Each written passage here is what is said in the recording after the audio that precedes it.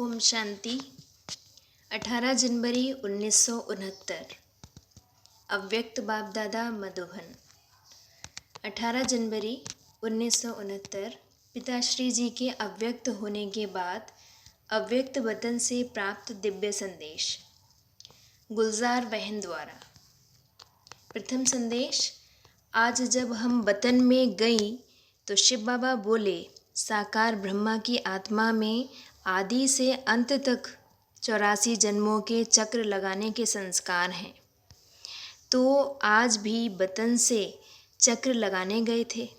जैसे साइंस वाले रॉकेट द्वारा चंद्रमा तक पहुँचे और जितना चंद्रमा के नज़दीक पहुँचते गए उतना इस धरती की आकर्षण से दूर होते गए। पृथ्वी की आकर्षण खत्म होती गई। वहाँ पहुँचने पर बहुत हल्कापन महसूस होता है।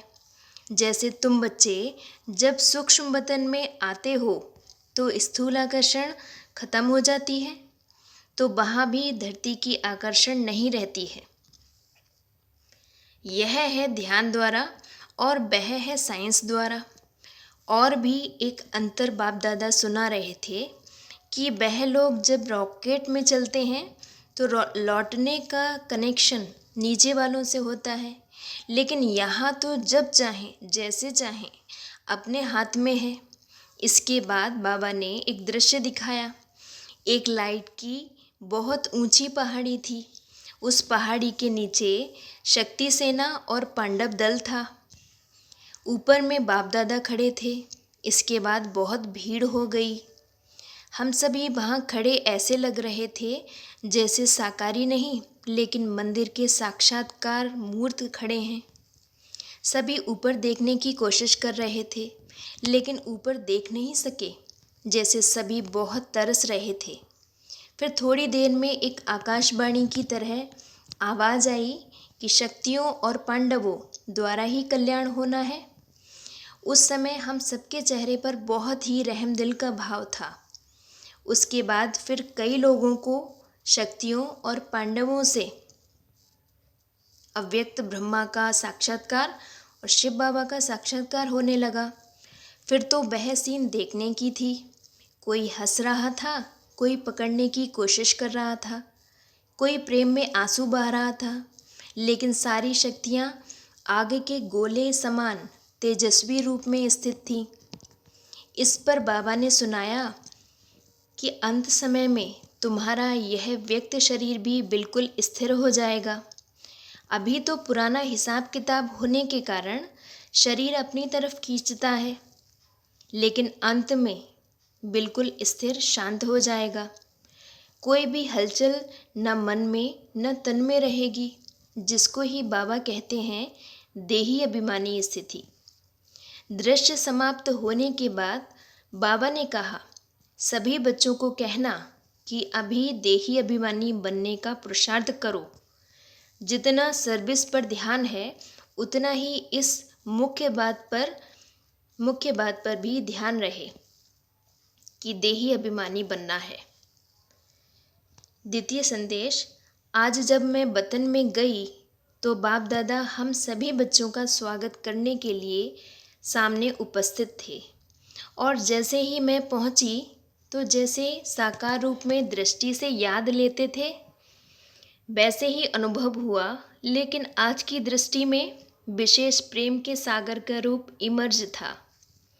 एक एक बच्चे की याद नैनों में समाई हुई थी। बाबा ने कहा, याद तो सभी बच्चों ने भेजी है, लेकिन इसमें दो प्रकार की याद है।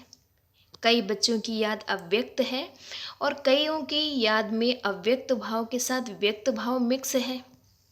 75 बच्चों की याद अव्यक्त थी, लेकिन 25 की याद मिक्स थी। फिर बाबा ने सभी को स्नेह और शक्ति भरी दृष्टि देते गिट्टी खिलाई। फिर एक दृश्य इमर्ज हुआ। क्या देखा? सभी बच्चों का संगठन खड़ा है और ऊपर से बहुत फूलों की वर्षा हो रही है। बिल्कुल चारों ओर फूल के सिवाय और कुछ देखने में नहीं आ रहा था। बाबा ने सुनाया, बच्ची, बाप दादा ने स्नेह और शक्ति तो बच्चों को दी ही है, लेकिन साथ साथ दिव्य गुण रूपी फूलों की वर्षा शिक्षा के रूप में भी बहुत की है, परंतु दिव्य गुणों की शिक्षा को हर एक बच्चे ने यथाशक्ति ही धारण किया है। इसके बाद फिर दूसरा दृश्य दिखाया। 3 प्रकार के गुलाब के फूल थे, एक लोहे का, दूसरा हल्का पीतल का और तीसरा रियल गुलाब था। तो बाबा ने कहा, बच्चों की रिजल्ट भी इस प्रकार है।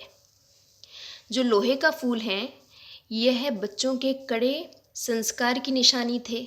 जैसे लोहे को बहुत ठोकना पड़ता है, जब तक गर्म ना करो, हथौड़ी ना लगाओ तो मुड़ नहीं सकता। इस तरह कई बच्चों के संस्कार लोहे की तरह हैं, जो कितना भी भट्टी में पड़े रहें लेकिन बदलते ही नहीं। दूसरे हैं जो मोड़ने से व मेहनत से कुछ बदलते हैं। तीसरे वह जो नेचुरल ही गुलाब हैं। यह वही बच्चे हैं जिन्होंने गुलाब समान बनने में कुछ मेहनत नहीं ली। ऐसे सुनाते सुनाते बाबा ने रियल गुलाब के फूल को अपने हाथ में उठाकर थोड़ा घुमाया। घुमाते ही उनके सारे पत्ते गिर गए और सिर्फ बीज का बीज रह गया। तो बाबा बोले, देखो बच्ची, जैसे इनके पत्ते कितना जल्दी और सहज अलग हो गए, ऐसे ही बच्चों को ऐसा पुरुषार्थ करना है जो एकदम फट से पुराने संस्कार, पुराने देह के संबंधियों रूपी पत्ते छट जाएं और फिर बीज रूप अवस्था में स्थित हो जाएं।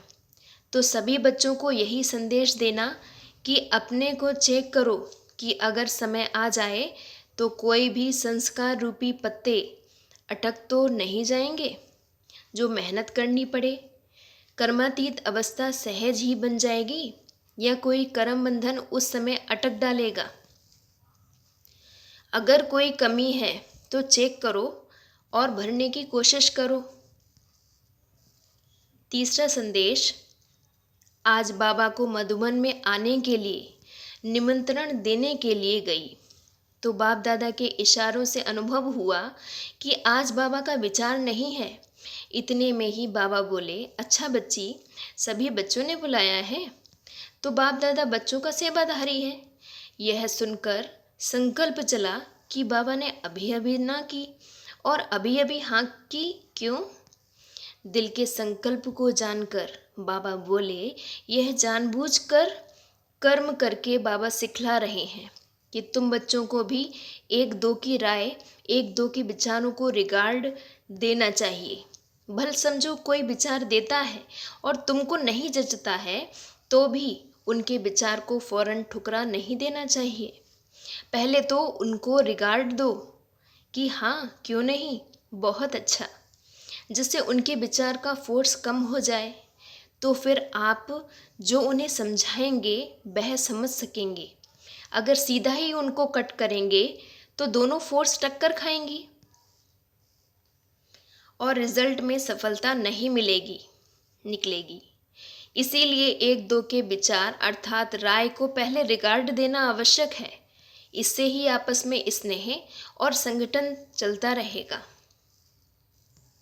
चौथा संदेश, आज जब वतन में गई तो जैसे ही हम पहुंची तो बाप दादा सामने थे ही, लेकिन क्या देखा कि ब्रह्मा बाबा के गले में ढेर की ढेर मालाएं पड़ी हुई थीं। फिर बाबा ने कहा, यह माला उतार कर देखो। माला उतारी तो कोई बड़ी माला थी, कोई छोटी। हमने कहा, बाबा इसका रहस्य क्या है? बाबा बोले, बच्ची, यह सभी के उल्लंघनों की माला है, क्योंकि हर एक बच्चे जब एकांत में बैठते हैं तो बाबा को स्नेह में उलाना ही देते हैं। हर एक बच्चे ने बाप को उल्लंघनों की माला जरूर पहनाई है। बाबा ने कहा, बच्चों को ड्रामा भले याद है, लेकिन प्यारे ते प्यारी चीज़ तो ज़रूर है। तो अचानक ड्रामा को वंडरफुल देख हर एक बच्चा दिल ही दिल में उलाहना देते रहते हैं। यूं तो ज्ञान बच्चों को है, लेकिन ज्ञान के साथ प्रेम का स्नेह भी है, इसीलिए इन उल्लंघनों को गलत नहीं कहेंगे। फिर हमने पूछा, बाबा आपने इसका रिस्पॉन्ड क्या दिया? तो बाबा बोले, जैसा बच्चा वैसा रिस्पॉन्ड। बाबा ने कहा, मैं भी रिस्पॉन्ड में बच्चों को उल्हानों की माला ही पहनाता हूँ। वह कौन सी? फिर बाबा ने सुनाया, जो बाप की आश बच्चों में थी वह साकार रूप में बाप को नहीं दिखलाई, जो अब अव्यक्त रूप में दिखलानी है। बाबा ने कहा, यह उल्हाना भी मीठी रूह रेहान है। यह भी एक खेल पाल बच्चों का है। साकार रूप में जो बाप दादा ने श्रृंगार कराया वह अब अव्यक्त वतन में बाप दादा देखेंगे। यह सीन पूरी हो गई। फिर भोग स्वीकार कराया। फिर मैंने बाबा से पूछा, बाबा आप सारा दिन वतन में क्या करते हो? बाबा ने कहा, चलो मैं तुमको वतन का म्यूज़ियम दिखलाऊं। तुम तो म्यूज़ियम बनाने के पहले प्लान बनाते हो। बाबा का म्यूज़ियम तो 1 सेकंड में तैयार हो जाता है। फिर क्या देखा, एक बहुत बड़ा हॉल था। एक ही हॉल में हम बच्चे ढेर की ढेर मॉडल के रूप में खड़े थे। हमने कहा, बाबा यह तो हम ही म्यूज़ियम में खड़े हैं। बाबा ने कहा, बच्ची बाबा का म्यूज़ियम यही है। अभी तुम जाओ, जाकर एक मॉडल को देखो कि बाप दादा ने क्या क्या सजाया है। जैसे जैसे आर्टिस्ट मूर्ति को सजाते हैं। तो बाबा ने कहा, देखो बाप दादा ने क्या क्या सजाया है। हम जब मॉडल के पास गईं तो हमको कुछ खास दिखाई नहीं पड़ा। पूरी सजी हुई मूर्ति दिखाई पड़ रही थी। बाबा ने कहा, जो मोटा श्रृंगार है वह तो साकार में ही बच्चों का करके आए हैं, परंतु अब अव्यक्त रूप में क्या सजा रहे हैं? सभी श्रृंगार तो हैं, जेबर भी है, परंतु जेबर में बीच में नग लगा रहे हैं। बाबा के कहने के बाद कोई में जैसे एक्स्ट्रा नग दिखाई पड़े। बाबा ने कहा, बच्चों के प्रति मुख्य शिक्षा यही है कि अव्यक्त स्थिति में स्थित रहकर व्यक्त भाव में आओ। जब एकांत में बैठते हैं तो अव्यक्त स्थिति रहती है, लेकिन व्यक्त में रहकर अव्यक्त भाव में स्थित रहें वह मिस कर लेते हैं। इसलिए एक रस कर्मातीत स्थिति का जो नग है वह कम है। तो जिसके जीवन में जो कमी देखता हूँ वह सजा रहा हूँ। जैसे साकार रूप में यह कार्य करता था वही फिर अव्यक्त रूप में करता हूँ। तो बच्चों से जाकर पूछना कि सारे दिन में जैसे बाप बच्चों को सजाते हैं ऐसे बच्चों को भासना आती है? उस टाइम जो योग युक्त बच्चे होंगे उनको भासना आएगी कि बाबा अब मेरे से बात कर रहे हैं, सजा रहे हैं। जैसे मैं अव्यक्त वतन में बच्चों से मिलता बहलता रहता हूँ। अव्यक्त रूप वाले बच्चे यह अनुभव कर सकते हैं। मैं भी खास समय पर खास बच्चों को याद करता हूँ। ऐसी टचिंग बच्चों को होती ही होगी। मैंने कहा, बाबा आप सभी को अव्यक्त वतन में क्यों नहीं बुला लेते? यहाँ ही बड़ा सेंटर खोल दो। अभी तो सभी बच्चे उपराम हो गए हैं। बाबा ने कहा, यह उपराम अवस्था होनी ही चाहिए, हमेशा तैयार रहना चाहिए। यह भी याद की यात्रा को बल मिलता है। यह उपराम अवस्था सहज याद का तरीका है। अब बच्चों को कहना ज़्यादा समय नहीं है। बाबा कभी भी किसको बुला लेंगे। 5वां संदेश। आज जब वतन में गई तो जाते ही अनुभव हो रहा था जैसे कि लाइट के बादलों से क्रॉस करके वतन में जा रही हूँ। बादलों की लाइट ऐसे लग रही थी जैसे सूर्यास्त होते होते समय लाली देखने में आती है। जैसे ही वतन में पहुंची तो वहाँ भी ऐसे ही देखा कि लाइट के बादलों के बीच बाप दादा का मुखड़ा सूर्य चंद्रमा समान चमकता हुआ देखने में आ रहा था। सीन तो बड़ी सुंदर दिखाई दे रही थी, लेकिन आज का वायुमंडल बिल्कुल शांत था। बाप दादा के मुलाकात में भी शांति और शक्ति की भासना आ रही थी। फिर तो मुस्कुराते हुए बाबा बोले, भल तुम बच्चे साकार शरीर में साकारी सृष्टि में हो, फिर भी साकार में रहते ऐसे ही लाइट माइट रूप होकर रहना है। जो कोई भी देखे तो महसूस करे कि यह कोई फरिश्ते घूम रहे हैं। लेकिन वह अवस्था तब होगी जब एकांत में बैठे अंतर्मुख अवस्था में रह अपनी चेकिंग करेंगे। ऐसी अवस्था से ही आत्माओं को आप बच्चों से साक्षात्कार होगा। आज वतन में एक तरफ तो बिल्कुल शांति थी, दूसरी तरफ फिर प्यार का रूप बहुत था। क्या देखा, बाबा की बाहों में सभी बच्चे समाये हुए थे, साथ साथ प्रेम का सागर तो था ही। बाबा ने कहा, तुम शक्तियों को भी, सर्व आत्माओं को ऐसे ही अब अपने समीप लाना है। आपकी दृष्टि में बाप समान जब प्रेम और शक्ति दोनों ही पावर होंगी, तब आत्माएं नज़दीक आएंगी। इसके बाद बाबा ने तीसरा दृश्य दिखाया। क्या देखा, बाबा के सामने ढेर कार्ड्स पड़े थे। बाबा ने कहा, इन कार्ड्स को ऐसे सजाओ जिससे कोई सीनरी बन जाए, क्योंकि हर कार्ड पर सीनरी की डिज़ाइन थी, किसमें चित्र किसमें शरीर। हम मिलाने लगी तो कभी उल्टा कभी सुलटा हो जाता था, और बाप दादा बहुत हंस रहे थे। उसमें बहुत ही सुंदर सतयुग की सीनरियाँ थीं। एक कृष्ण बाल रूप में झूले में झूल रहा था, साथ में कांता दासी झुला रही थी, दूसरे में सखे सखियों का खेल था। मतलब तो सतयुग की दिनचर्या थी। फिर बाबा ने विदाई देते समय कहा, बच्ची सबको संदेश देना कि शक्ति रूप, शक्ति स्वरूप भव और प्रेम स्वरूप भव। छठा संदेश, आज जब इस देह और देह के देश से परे अपने को सूक्ष्म वतन, जिसको ब्रह्मापुरी कहते हैं, वहाँ गई तो परमात्मा बाप ने एक दृश्य दिखाया। बहुत बड़ी एक भीड़ देखी। फिर देखा जैसे कोई टिकट बांट रहा है और हर एक कोशिश कर रहा है कि हमें भी टिकट मिले, लेकिन थोड़े समय में देखा कि कोई कोई को टिकट मिली और कोई कोई टिकट से वंचित रह गए। जिनको टिकट मिली वह दिल ही दिल में हर्षाते रहे, और जिन्हें नहीं मिली वह एक दो को देखते रहे। वह टिकट कहाँ की थी, उस पर एक दूसरा दृश्य देखा। एक बड़ा सुंदर दरवाज़ा था जो अचानक खुला। जिन्हों के पास टिकट थी वह तो दरवाजे के अंदर चले गए, और जिनके पास टिकट नहीं थी वह बड़े ही पश्चाताप से देख रहे थे। उस गेट पर लिखा हुआ था, स्वर्ग का द्वार। बाबा ने रहस्य सुनाया कि परमात्मा बाप सभी बच्चों द्वारा सतयुगी नई सृष्टि स्वर्ग में चलने की टिकट दिला रहे हैं, परंतु कई बच्चे सोच रहे हैं कि अब नहीं बाद में ले लेंगे।